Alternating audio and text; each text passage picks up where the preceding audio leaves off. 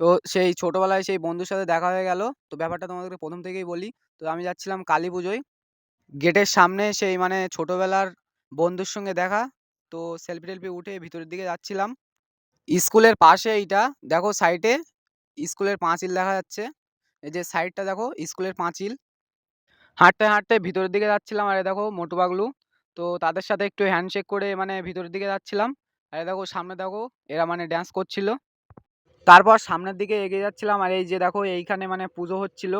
এই যে তার একটু সামনে গিয়ে দেখি এখানে কফি দিচ্ছিল। তাই আমিও ১ কাপ নিয়ে নিয়েছিলাম।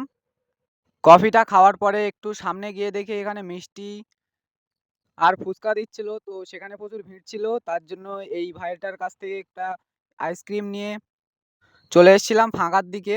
তো তারপরে এইদিকে দেখো এদিকে মানে ম্যাজিক-ট্যাজিক হচ্ছিল।